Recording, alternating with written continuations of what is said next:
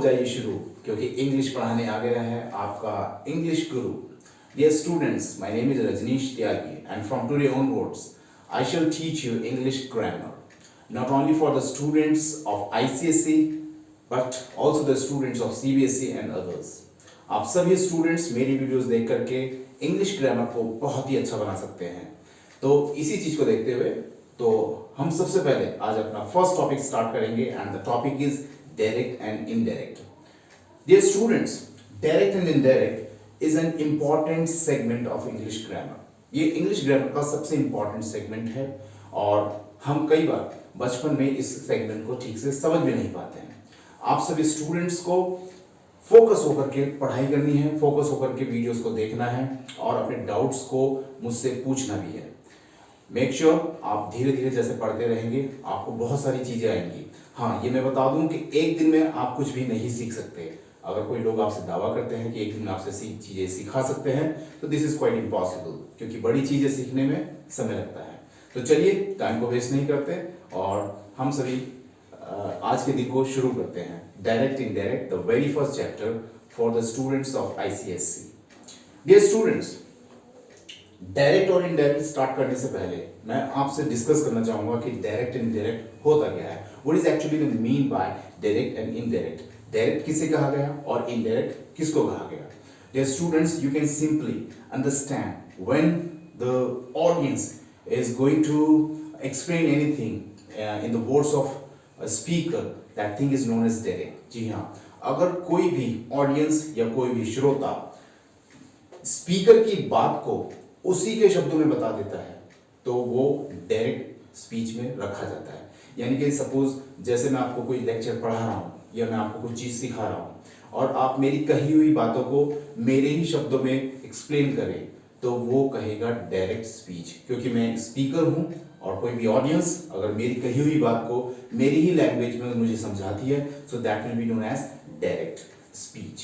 And indirect speech you can easily understand now कि direct speech तो वो होगा जिसमें ऑडियंस किसी स्पीकर की कही हुई बात को उसी की भाषा में जब ट्रांसलेट करे या उसी की भाषा में उसको एक्सप्लेनेशन दे दे या उसी की भाषा में उसको समझा दे, वो कहा जाएगा डायरेक्ट स्पीच। लेकिन इनडायरेक्ट स्पीच उसको कहा जाएगा जब स्पीकर की कही हुई बात को अपने शब्दों में एक्सप्लेन कर दिया जाए।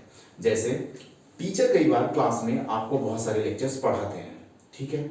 अगर आप टीचर के पढ़ाए हुए लेक्चर को या स्पीकर की कही हुई बात को उसी की भाषा में एज इट इज ऐसे ही रख देते हैं, वैसे ही एक्सप्लेन कर देते हैं जैसे कि स्पीकर ने या फिर टीचर ने आपको पढ़ाया, तो उसको डायरेक्ट स्पीच में रखा जाएगा। लेकिन टीचर की पढ़ाई हुई बात को अगर आप अपनी भाषा में एक्सप्लेनेशन देते हो या अपनी भाषा में उसको सिखाते हो तो वो कहा जाएगा इनडायरेक्ट स्पीच। मान लीजिए मैं कहता हूँ कि मैं आपके लिए बहुत सारी किताबें लेकर के आया हूँ और यही बात अब अगर आप अपने दोस्तों को जाकर के कहो और आप यही कहते हो जाकर के कि मैं आपके लिए बहुत सारी किताबें लेकर के आया हूँ, ऐसा सर ने कहा है, तो ये डायरेक्ट स्पीच में रखा जाएगा। लेकिन आप इस भाषा को या इस डायरेक्ट स्पीच को अगर अपने शब्दों में ऐसे कह पाओ कि सर आज हमारे लिए बहुत सारी किताबें लेकर के आए हैं या सर के द्वारा आज बहुत सारी बुक्स हमारे लेकर के लिए आई गई हैं, तो वो रखा जाएगा indirect speech. I hope you the concept of direct and the indirect speech is clear to all the students कि what is direct speech and what is indirect. तो ऑडियंस की कही हुई बात स्पीकर के लैंग्वेज में रखा जाए तो डायरेक्ट स्पीच, और ऑडियंस के द्वारा अगर स्पीकर की कही हुई बात को अपनी भाषा में रखा जाए तो वो इनडायरेक्ट स्पीच। ये था बेसिक। अब देखिए डायरेक्ट और इनडायरेक्ट स्पीच समझने के लिए सबसे पहले आपको उसके बेसिक कॉन्सेप्ट को बहुत अच्छे से समझना होगा। जैसे एग्जाम्पल के लिए मैं आपको यहाँ पर एक सेंटेंस लिखता हूँ। मैंने लिखा he said I am hungry. He said I am hungry. This is a complete sentence. Dear students, आपको ये भी समझना होगा कि इस सेंटेंस में आप you can easily see, you can easily watch, there are two parts of the sentences. First one is the he said and the second one is I am hungry. There are two parts actually. तो आपको दोनों parts को समझना होगा कि दोनों parts को क्या कहा गया है और दोनों पार्ट्स को लेकर के सेंटेंस को डायरेक्ट से इनडायरेक्ट कैसे बनाया जाना है। जैसे सबसे पहला पार्ट आप देख रहे हो यहाँ पर, ये है he said and second part is I am hungry. Dear friend, he said, ये जो पार्ट यहां पर लिखा गया है इसको रिपोर्टेड वर्ब कहा जाता है। This is known as reported verb. He said, this part of the sentence is known as reported verb and the second part of the sentence like I am hungry, this is reported speech. This is the basic concept. You have to understand this thing first of all. If this part of the sentence is reported verb and this part of the sentence is reported speech. It means there are two parts of the sentences. He said reported verb and I am hungry. This is reported speech. अब देखिए, अगर इस sentence को direct से indirect में convert कर दिया जाए, आपके पास एग्जामिनेशन में इस तरह का कोई सेंटेंस आया और आपसे कहा गया है कि उसको डायरेक्ट से इनडायरेक्ट में कन्वर्ट किया जाए, ये पार्ट डायरेक्ट और इसको हमने बनाना है indirect. So dear friends, direct से इनडायरेक्ट बनाने के लिए आपको एक बेसिक कॉन्सेप्ट और समझना होगा कि ग्रामर में, इंग्लिश ग्रामर के अंदर हमेशा आपको डायरेक्ट से इनडायरेक्ट बनाने के लिए इस फॉर्मूला को हमेशा लर्न रखना होगा, याद रखना होगा। First, second and third. मैंने यहां लिखा सन और उसके नीचे मैंने लिखा first, second and third. The meaning of the son is that S stands for subject, O stands for object and N stands for no change. यानी कि फर्स्ट पर्सन, अगर सेंटेंस में आपके पास फर्स्ट पर्सन होगा, if you will find out the first person in the sentence, then first person will be changed by subject. First person को हमेशा direct से इनडायरेक्ट बनाते समय सब्जेक्ट से चेंज करते हैं। Second person always replace by object, second person को हमेशा ऑब्जेक्ट से रिप्लेस किया जाता है। And the third person, there will be no change in the sentences. If you will find out the third person in the sentence, so there will be no change, कोई भी बदलाव नहीं किया जाएगा, कोई भी चेंज नहीं किया जाएगा। But the thing is that, do you know very well what is first, second and third person?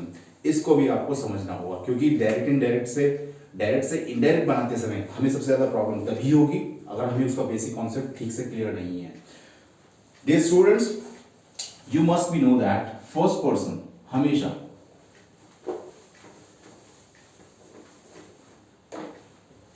first person I and we, I और वी इन दोनों को फर्स्ट पर्सन की कैटेगरी में रखा जाता है। ठीक, second person, this is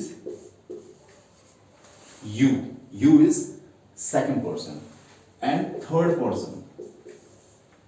person is he, she and it. He, she, it is known as third person. So first person I and we, second person you, third person he, she, it. It simply means, मैंने वहां क्या लिखा था, sun, 1 2 3, यानी कि first person, if you will find out the first person in the sentence में अगर first person होगा यानी कि I और we होगा, तो first person यानी कि I और we हमेशा subject से change किए जाएंगे। अगर सेंटेंस में सेकंड पर्सन होगा यानी कि यू होगा, तो यू को हमेशा यानी कि सेकंड पर्सन को हमेशा ऑब्जेक्ट से चेंज किया जाएगा। And if you find out the third person in the sentence, it means he, she, it, so there will be no change in the sentences while you are making the sentence from direct to indirect. Direct से indirect बनाते समय कभी भी कोई change नहीं होगा अगर आपके पास थर्ड पर्सन है। ये आपको हमेशा याद रखना है, सन। आइए दोस्तों, अब देखते हैं इसके बाद। Now dear students, I hope आपको थोड़ा सा बेसिक क्लियर हुआ होगा। अब आपने मेन इंपॉर्टेंट सेगमेंट देखना है। He said I am hungry. मैंने आपको बताया था कि ये पार्ट रिपोर्टेड वर्ब है और ये पार्ट रिपोर्टेड स्पीच। जब हम इसको डायरेक्ट से इनडायरेक्ट में कन्वर्ट करेंगे तो आपने हमेशा ध्यान रखना है सेंटेंस यहीं से स्टार्ट करना है। ही सेड को आप यहां लिखेंगे he said, ध्यान रखिए, ही सेड को ही सेड, मैं आपको ट्रिक बता रहा हूं कि ही सेड को he said as it is क्यों लिखा गया, क्योंकि ही सेड के बाद कोई ऑब्जेक्ट नहीं है। मैक्सिमम सेंटेंसेस में ऐसा ही होता है, ही सेड के बाद अगर ऐसा नहीं लिखा है ही सेड टू मी, अगर ऐसा नहीं लिखा है तो सेड को कभी भी चेंज नहीं करेंगे, या यहाँ पर अगर सेज होता, से होता, उसको भी चेंज नहीं किया जाता। अगर ही सेड के बाद to me, to him, to her, to them ऐसा नहीं लिखा है, इट मीन्स अगर ऑब्जेक्ट नहीं है।